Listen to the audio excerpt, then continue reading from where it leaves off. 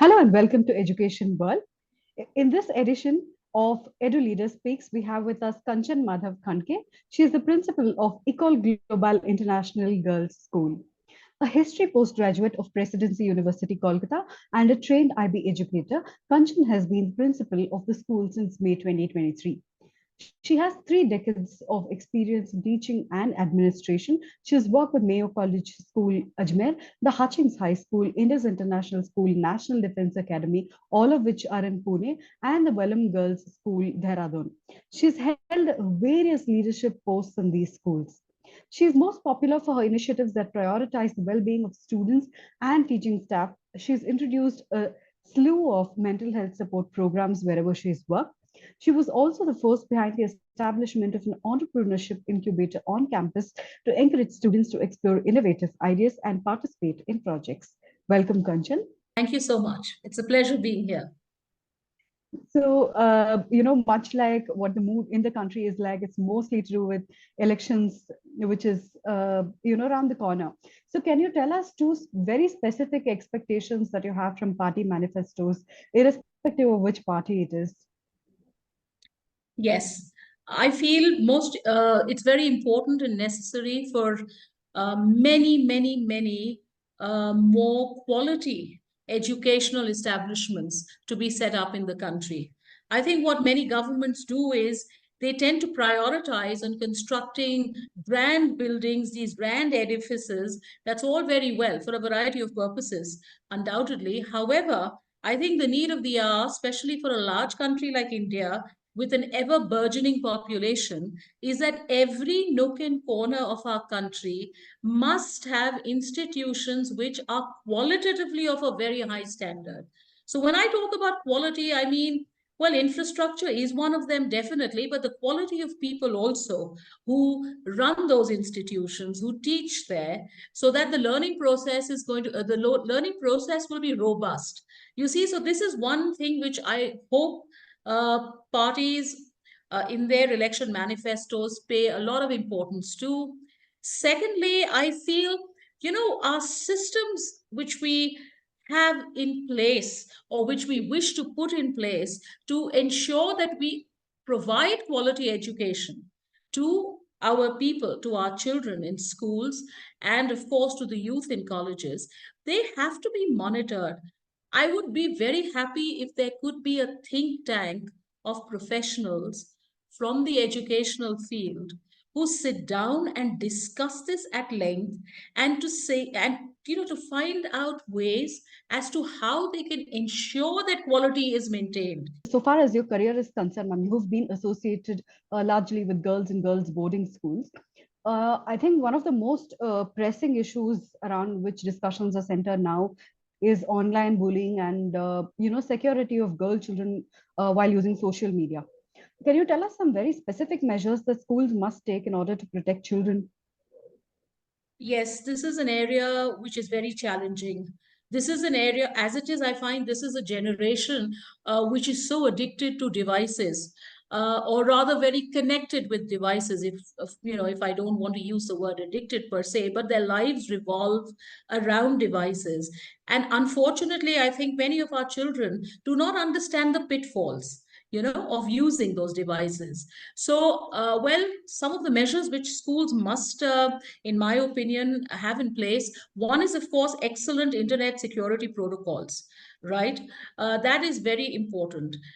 Second, I think, is educating our children about those pitfalls, right? And there are legalities which are attached. There are laws regarding cyberbullying, online bullying, making reels, crude reels about your peers or elders, or falsifying information and putting it on social media. Now, there are laws which can get them into trouble. And many children are absolutely unaware of it because they think they are under 18. So, honestly, they can go scot free. But the ramifications of this can be very, very serious. So, I think Absolutely. educating our children is very important. Regular counseling, I think there has to be a very open line of communication between the adults and the children so that the children can come to us and just say that share an idea with us, or rather their misgivings, or even that what if if I do this? So at least they have someone to refer to, someone who they can talk to freely without a sense of fear. So I think, and there has to be also, I feel, regularly talks by internet security experts who can actually put things in perspective from the technical, the legal aspect to them. Social media has a purpose, but it should not be misused. Absolutely, absolutely. I think sensitizing students is very important at this point in time. Now, coming back to your school, can you tell us some new changes that you've introduced in terms of the curriculum or teaching methodologies at school? Honestly, where these things are concerned, sky is the limit. And that's what I share with my colleagues. I also feel it's very important for children to understand that there is so much that we can learn from them. So I always say, today if I am the guru, tomorrow it's you, children. Tomorrow means in this class. And so the flipped classroom, for example. I have Okay. experimented with that, for example, and I found it fantastic because children, honestly, if you ask me, digitally, they're far more savvy than us. So whether they want to show us a presentation and then explain it and defend it, I'm just giving you one example. It's something that they can do so brilliantly. So for me, I don't feel. I feel firstly creativity, innovation, flipped classrooms, children involvement, children taking on the role of a guru, making your campus a classroom. Why must mathematics be taught within the four walls of a room, for example? Go to the playing field, teach them perimeter from there if you want. You've actually got, you can help them see length, breadth, whatever. So, there is so much which is important in these aspects. Cross disciplinary linkages with every and any subject.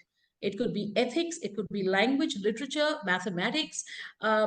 Second thing which I would say about the curriculum is putting a lot of emphasis on community service.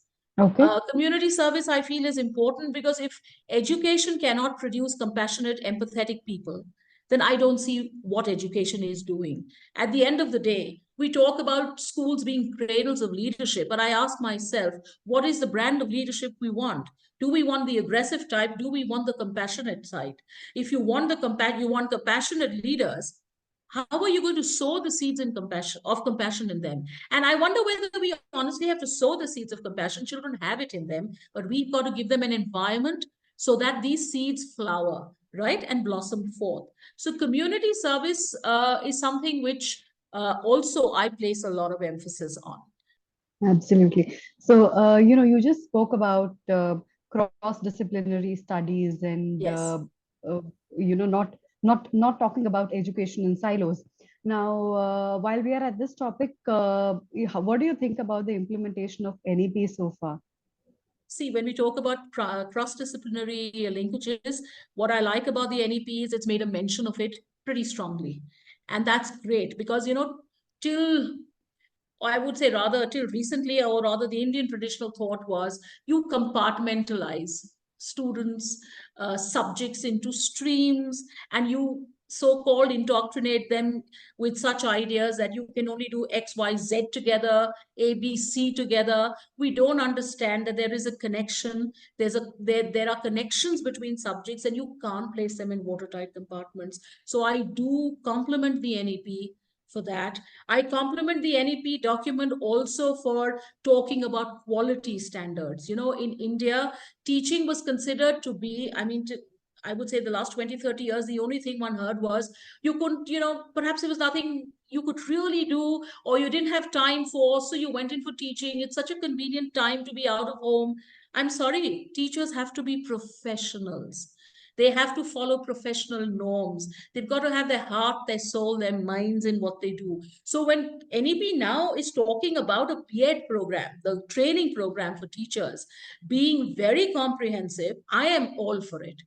Because teaching is not a joke, or being a teacher is not, just going into a classroom and so-called delivering a curriculum. And no longer are we delivering. That's what I'm saying. We are learning together, right?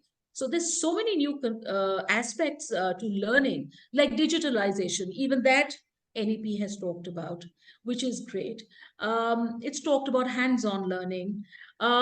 It's talked about looking to the past. where, India had such high standards of education Mm. in India, whether you talk about our universities or you talk about the Gurukul system, where you had emphasis on discussions and debates rather than on rote learning. Somewhere down the line, True. we got stuck in that rote learning syndrome, right? So when I look at all these things about the NAP, I do feel we're going in the right direction. The only thing is the implementation, which is not something which is mandatory for everyone to implement. I mean, a document, it's not a document which every state is bound to abide by, right? So education being not a centralist subject per se, you can't impose it, but these are guidelines, and I think there is a lot of value in what that document says. So I do feel there is a lot to appreciate in that. These principles, definitely. Okay. Okay. And India is also now welcoming schools from across the world to set up their campuses here. Now, what does this mean to India's international schools? Well, if you've got schools like Eton and you've got schools like Wellington College, UK, setting up campuses here, I think the best thing it can do to any Indian school, whether international or offering the domestic curriculum, is help us up our quality standards. Okay. Because these schools stand for a certain legacy and certain standards, right? A standard. So I think there's a lot to learn. There's a lot to learn from the professionalism that they bring with them, and there's a lot for us to introspect about ourselves. And of course, international schools in India are also doing well. It's not as if they aren't, but of course, you're getting into the country schools with a long tradition of learning. Very, very, yeah, long. I mean, Wellington is right in the early 19th century, right? It goes back to that time. So they've been absolutely immersed in education. So, when you learn good practices from well-established institutions, you only grow as an institution, for us. And you, of course, can't do it in toto. You've got to adapt and see what will suit you. But having said that, I think the institutions which were already there in India, they must maintain their individuality as well. I'd hate it if Indian institutions, international or otherwise, aped a foreign school just because it has a name or a great legacy. You see? Absolutely. I wouldn't want that, because we all have our own individuality. Just like human beings have, so do institutions have. And that unique DNA of a school, if I can use that term, must be always maintained. It must be maintained. Absolutely. So the following questions are going to be one-word questions. Who's that one thinker or philosopher that you follow? For me, he embodies, the student profile of an IB student. When I was doing the IB, though he is a gentleman who passed away many, many years ago, and I'm talking about Rabindranath Tagore. One book on education that you think everybody must pick up and read. One which I really like is The Absorbent Mind by Dr. Maria Montessori. Thank you so much for this insightful discussion, Kanchan. Nice to have you. Thank you so much for having me. It was a Thank you. pleasure speaking with you. Thank you.